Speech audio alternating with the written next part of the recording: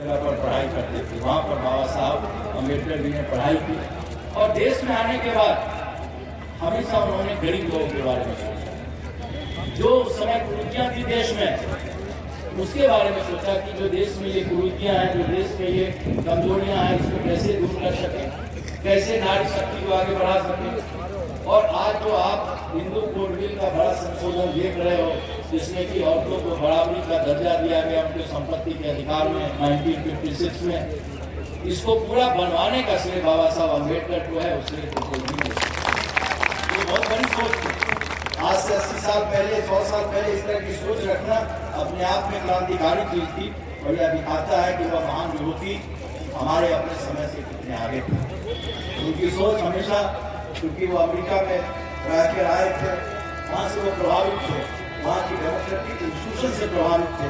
इसीलिए जब हिंदुस्तान में भी आए तो उन्होंने हमेशा अपने देश में डेमोक्रेसी और डेमोक्रेसी में जो चीजें होनी चाहिए, डेमोक्रेसी किसके लिए, डेमोक्रेसी कोई राजे रजवाड़े और अमीर आदमी के लिए नहीं। डेमोक्रेसी का अर्थ होता है समाज का जो सबसे गरीब आदमी है उसको समानता का भाव मिले, उसको स्वतंत्रता का भाव मिले।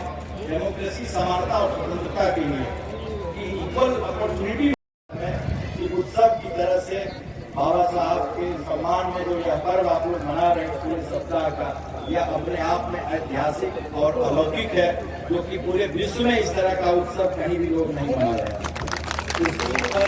आगरा जनपद को और हमें बोधिसत्व बाबा साहब अम्बेडकर ने जो योगदान मानवता के लिए दिया, सिर्फ इस देश के लिए नहीं दिया, हम कह दें कि हिंदुस्तान के लिए दिया या महाराष्ट्र के लिए दिया या किसी जाति के लिए या किसी, उन्होंने मानवता के लिए योगदान दिया।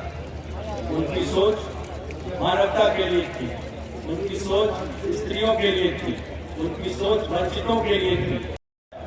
और लड़ने का अर्थ उनका लड़ाई का अर्थ था, उनका औजार कलम था, उनका औजार संगठन था। और हम सबको इस बात पर गर्व है कि इस भारतवर्ष में बोधिसत्व बाबा साहब अम्बेडकर जैसा विद्वान अध्येता पैदा हुआ, जिसने कि पूरे विश्व में अपनी कलम की ताकत से, अपनी मेहनत से, अपने द्वारा दिए गए सत्कर्मों से पूरे विश्व को प्रभावित किया।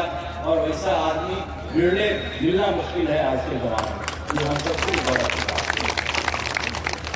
मुंबई की पढ़ाई पढ़ने के बाद बाबा साहब ने तत्कालीन समय के दो बेस्ट यूनिवर्सिटी जो दुनिया के थे, कोलंबिया यूनिवर्सिटी और लंदन स्कूल ऑफ इकोनॉमिक्स, दोनों जगह से पढ़ाई की।